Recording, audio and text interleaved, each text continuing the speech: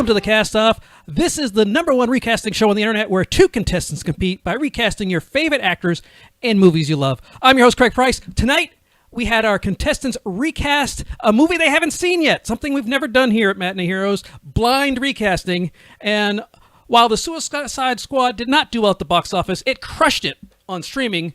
So let's meet our contestants from the Stolen Droids Network, from the Cutscenes and Cupcakes, Stephanie Lisman, and from everything. I was going to say everything I learned from movies because Steve Condrick, but it's not. It's movies that make us, Jake Dietz. How are you? How are you guys both in Utah? How are things going out there?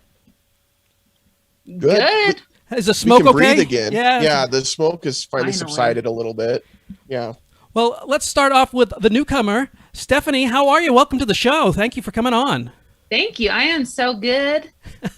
So, I like how you said that because you're like, I'm going to do really well tonight. That's how good I am. It wasn't, I feel good. I got that overwhelming niceness. No, it's, I feel good. Like I'm good at this. I am known for being a little overly confident at times. Well, let's talk about Cutscenes and Cupcakes. It's a podcast that you're on with, was it Marley Haywood and I forget the third person, but Lindsay Goodwin. Lindsay, that's correct. So what have you guys been up to? I know you've kind of had a break because of the baby. Yes. So actually, we just got done with our 100th episode. Oh, congratulations. Thank you. We are really excited about, and we are doing a giveaway, which we need to announce the winner tomorrow. I'm glad that you reminded me about that. Okay. And we're about to actually go on break again because my two co-hosts are getting married. So. Oh, to each other? No, unfortunately not. Both the guys. I'm sorry to hear that. I know. Everyone knows. Everyone knows I like things to be very gay. I do, but they're not, which is fine. That's okay. But yeah, we're three gamer girls talking about video games and rating them in baked goods. So, we have a good time, and we've done 100 episodes, so we are relatively good at it. No, you guys, that's 100 is very impressive. Most people don't last 10. Right? I didn't get to 10 on the memory wipe, so we'll see if that continues. Hopefully I'll get that readjusted and start that back up, but we're on a little break as of right now. And speaking of that, let's talk to the CEO of the network that you're on, Stephanie, and that Monday Morning Memory Wipe is on. That is the lovely and talented Jake Dietz. Yeah, I don't know if Colin is watching, but he's actually the CEO, so I don't want to the president. On any toes. President, yeah. Yeah, president, CEO, it's all the same. Yeah. I just want to point out that we also recently hit our 100th episode. It was a couple of months ahead of Cutscenes and Cupcakes. And my co-host is also getting married. And again, that was a cut. So I feel like Cutscenes and Cupcakes are kind of just copying us a little bit. And it's fine. Yeah, I understand. Imitation like 10 years is the younger? highest form of flattery. Ooh, she went with the you're 10 years older than she is. So we just need to catch up. Yeah. Ooh. No, I understand. Yeah, that's fine. Yeah. Well, I'll put you guys both to shame. Sometime in October, we haven't figured out. I think it's the third week in October. We'll be in our 250th episode of Matinee Heroes, and that'll be my 517th between that and my other podcast. So I'm getting close to 1,000 podcasts done coming up here pretty soon. So God, and look what I have to show for it. Middle-aged unemployed man. Yes. All right. So let's move on to the rules because this is going to get sad real quick. The rules are simple. I'm going to tell you a character from the movie. You are going to name an actor to replace them. And whoever gets the best choice, decided by 3 judges, myself and 2 others, gets the point. I have also picked along with you guys, and if you happen to get the same pick that I did, you get an additional point.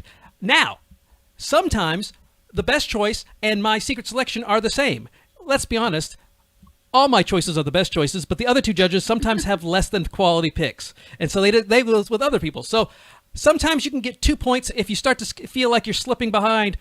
The Craig secret selection is a great way of bouncing back, and we have had that happen in the past. And then, of course, even without the secret selection, 2 weeks ago, we had the greatest comeback in the history of Cast-Off as they fell down 3-0 and came soaring back. So almost anything is possible in this game. Person with the most points wins, because this is America. And If there's a tie, we will go to a double feature to win, and we will explain that when and if it's necessary. But, as always, this week's episode is brought to you by Matinee Heroes, and this Saturday we go back to a simpler time, the 70s, and cover one of the best Burt Reynolds movies. Yes, one of the best Burt Reynolds movies out there, Hooper. If you haven't seen Hooper, you are doing yourself a disservice. Please, go watch it again. I just watched it for the first time in like maybe 10, 15 years. It's still awesome. You can head over to matineeheroes.com to subscribe to the audio feed. While you're there, you can head over to matineeheroes.com/castoff, where you can subscribe to the video feed, and you can watch the show live every Tuesday. But also, if you don't watch it live every Tuesday, you can listen to it on the recap on Thursday with the exclusive post-game show. So there's always something for you on the Matinee Heroes feed. If you're ready, let's start with the movie, you guys. Recasting movie that is neither a reboot or a sequel, but is also both, The Suicide Squad. And we have flipped a coin, and Jake is going to go first.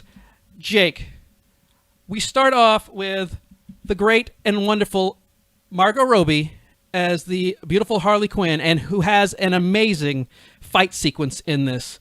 If you haven't seen it, which you have not, you still won't see it. Is there a reason why not? Yeah.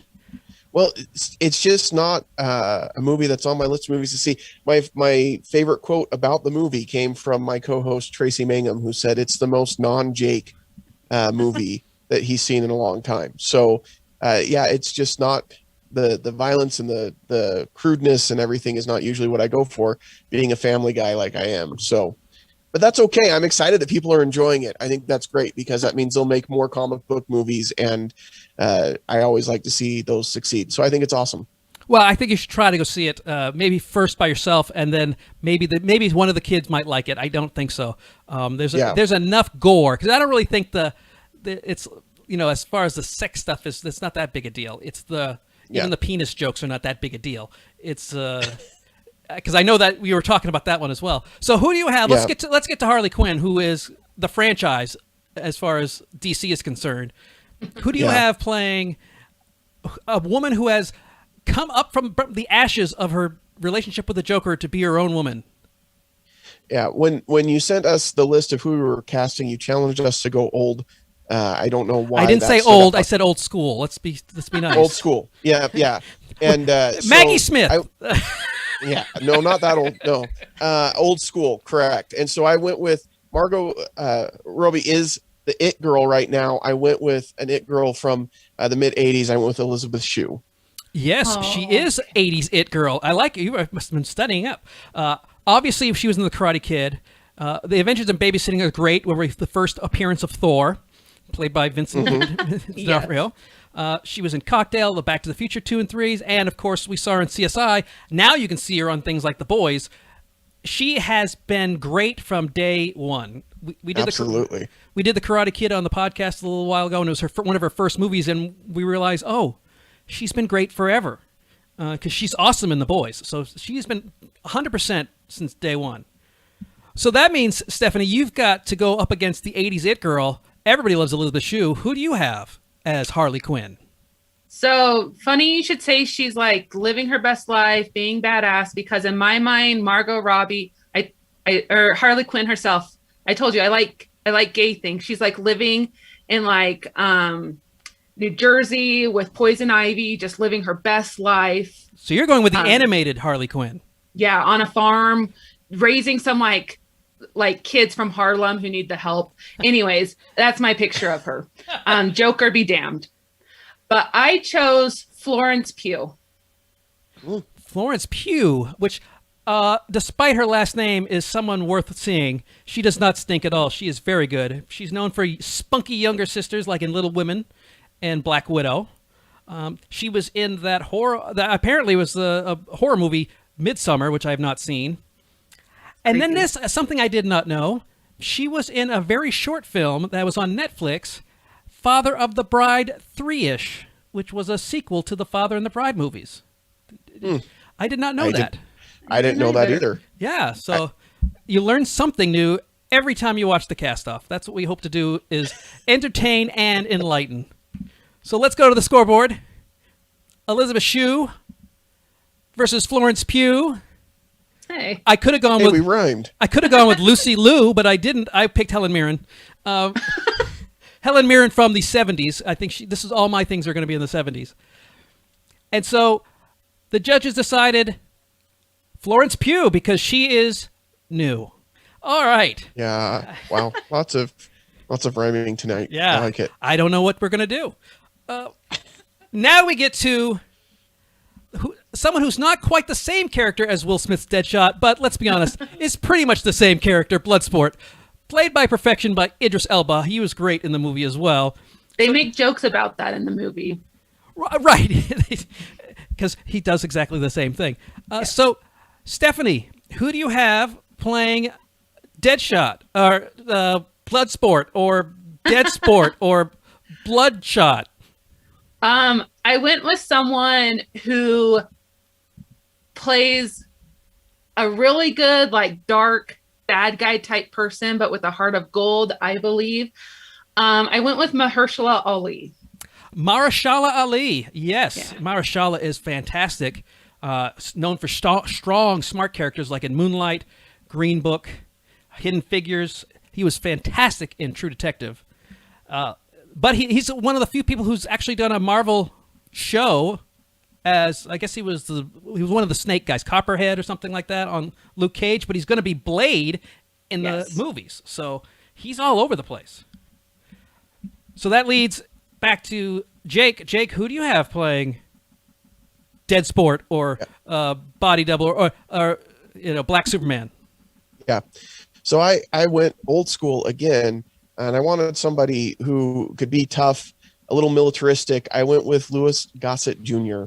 Militaristic, that's right, because he is known for 80s military men. Man, it's like we've synced up on the descriptions, because he was in Officer and a Gentleman, Iron Eagle.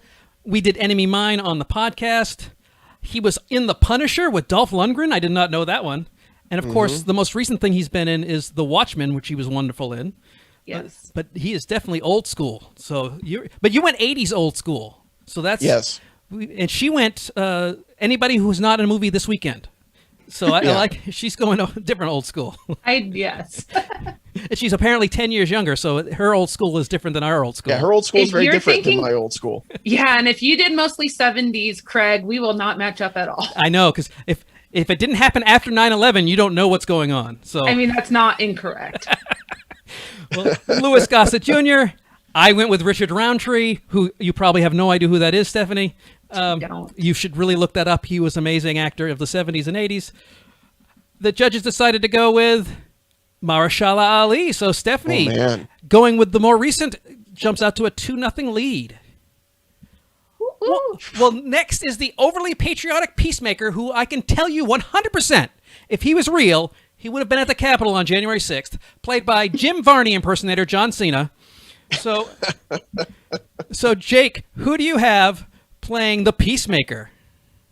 So in wrestling, John Cena is known as the face that runs the place, as one of his nicknames. And so I went with another actor who is known as the face who runs the place, but a different place, or did back in the day, Disney.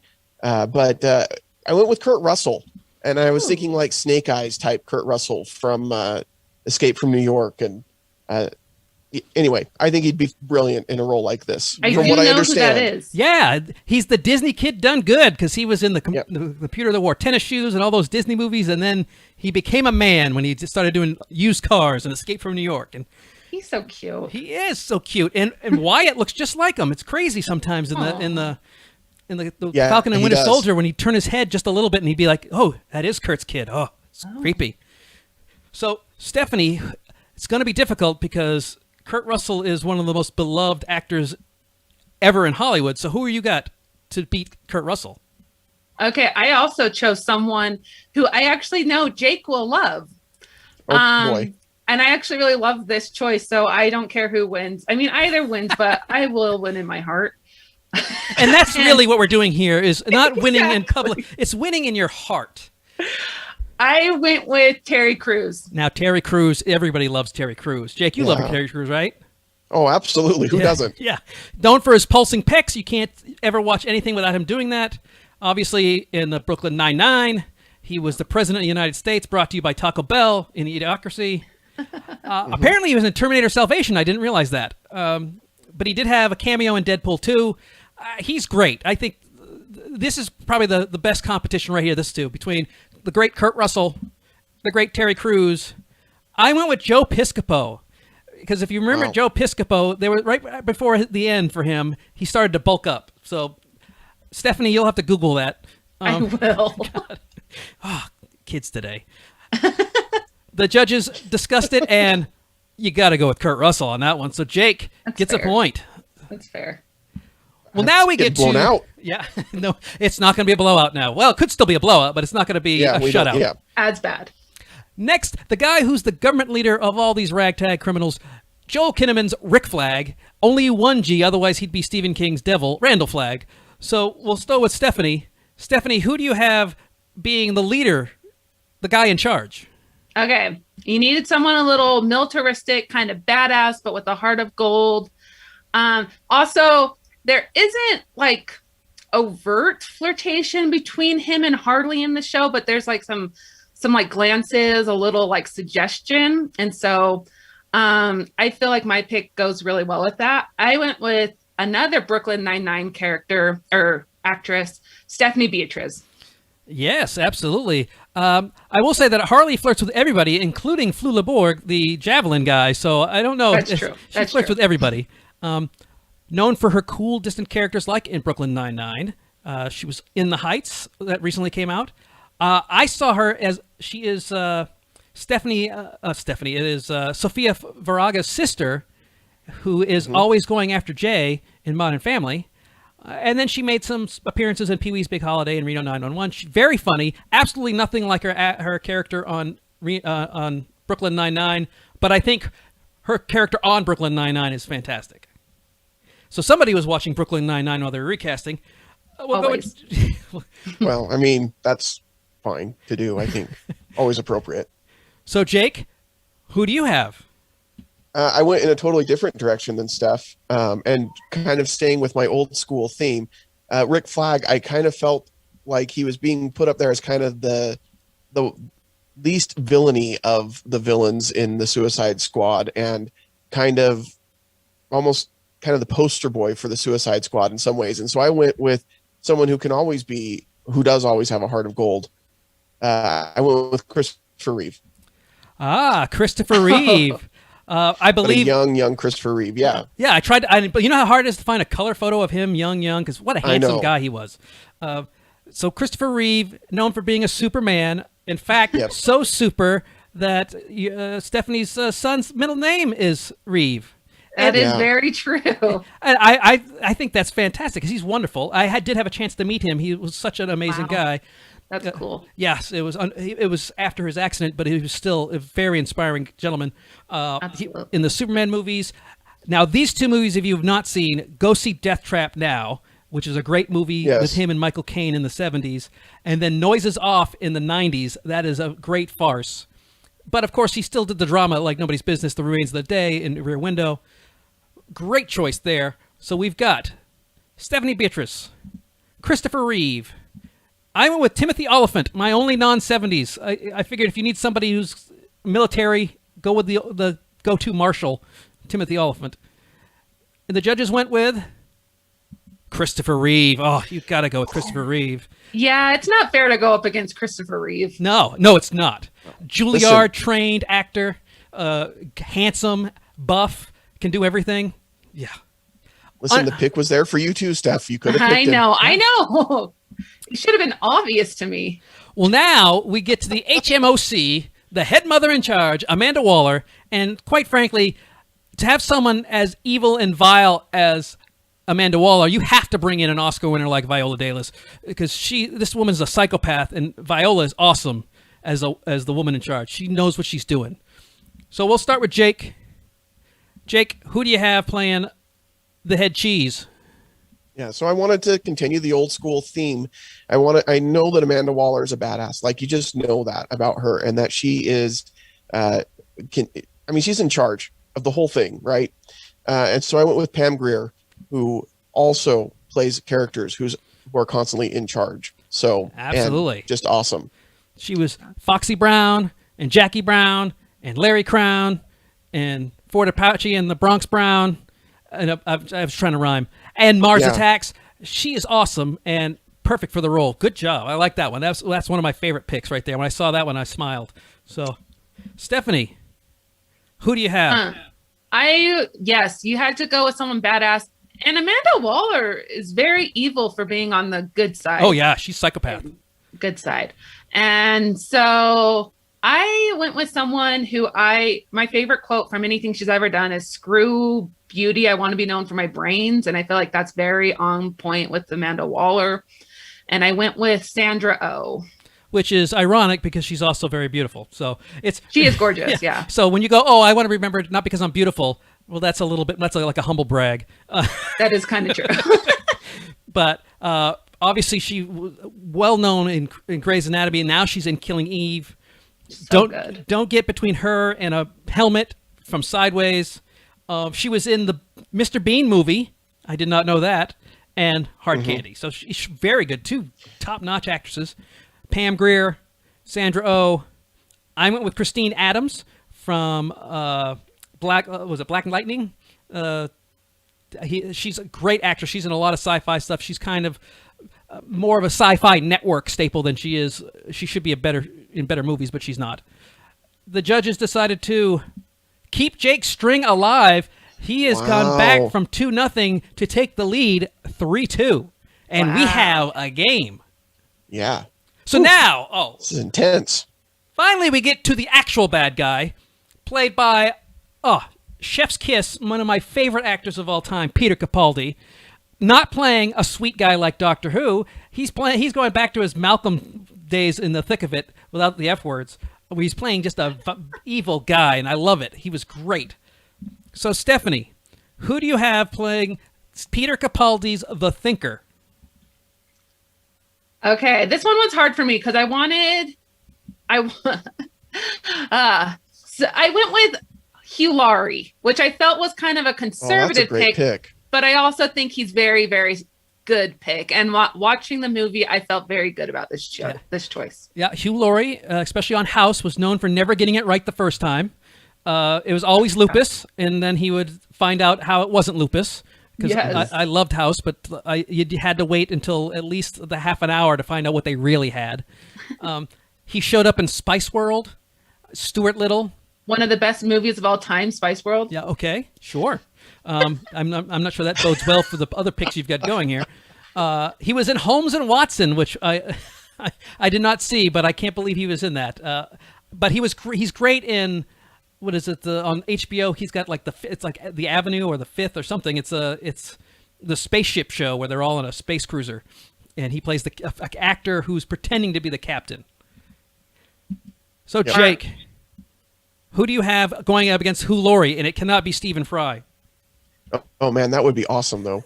Is it Christopher Reeve again? No, it's not Christopher Reeve. I've used Stephen Fry and Hugh Laurie together in Lord of the Rings. You did. I recast them. So, I don't know the movie, and I picked someone that I thought is just smart and can play kind of that mad scientist. I went with Harold Ramis. I don't know if it's a good pick. I think anyway. I love Harold Ramis. Yeah, so I do too. And I think at this point you're thinking of an Egon type, but an evil Egon. Another person who was very difficult to find a picture of him young and in color, but he is a comedy genius director. Look at these movies that he is, every single one: Caddyshack, Vacation, Groundhog's Day. Analyze this, and I know it didn't do well at the box office, but Michael Keaton's great in it. Multiplicity. He directed all of those. And obviously, he's funny in the Ghostbuster movies and in Stripes. So Harold Ramis could do no wrong, and unfortunately left us too soon. Yes. So we have Hugh Laurie, Harold Ramis. I went with no relation, Vincent Price, because if you watch him in the Batman, the 60s Batman as Egghead, it's pretty much the same thing. That's a good point. And the judges decided we need to tie this all up and make this as difficult as possible.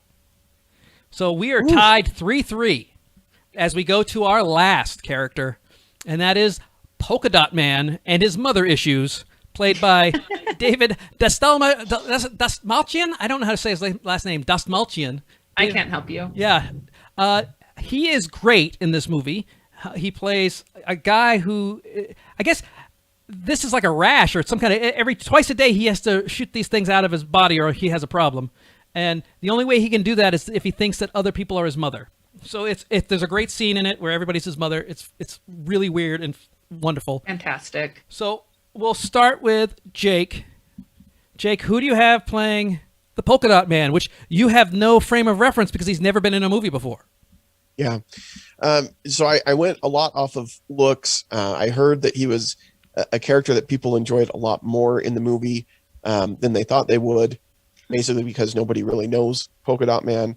And just based off looks and going kind of old school, I thought of a young Christopher Walken, like the Deer Hunter Christopher Walken. Yeah. Yeah. Needs more cowbell. Yeah. He was on my list. From Pulp Fiction, The Deer Hunter, Batman Returns. This picture of him in the Dead Zone is, I think this was the age bracket you're looking for. Christopher Walken, of course. He's got that creep factor even when he was young, but he's a song and dance man, so never forget that he has the moves. He can do all that action stuff because he came up as a dancer. He's fantastic. Listen, I've seen the Weapon of Choice music video. Yeah. It's incredible. And and I've seen Hairspray. There you go. That's right. Weapon of Choice really highlights him because that's when he's older. That's not... Yeah. Pennies from Heaven. If you haven't seen that one, I know you haven't, Stephanie, because you weren't born yet. But go see Pennies from Heaven. He's really good. Got a whole dance number in that one. So, Stephanie, who do you have to go up against Christopher Walken? Oh. Hi. Oh. I guess I really hit my millennial mark with all of my choices because I already know what your pick is, so this couldn't be more millennial choice. Go for it. Go ahead. Yeah, but I feel like he's so spot on. And watching the show, I was very much convinced. In my heart, again, he is the winner. I chose Danny Pudi from Community. Of course, because that's as far back as you can think. It's 2006 or 8.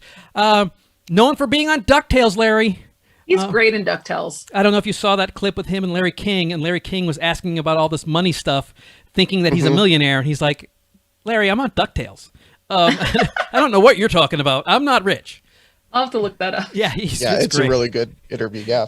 But obviously, Community, he's great in, and thanks to Community and the Russo brothers, he had a cameo in Captain America: Winter Soldier. He's on Mythic Quest now, and then I guess he did a movie where he was the star called The Tiger Hunter, which I have not seen. So check that out.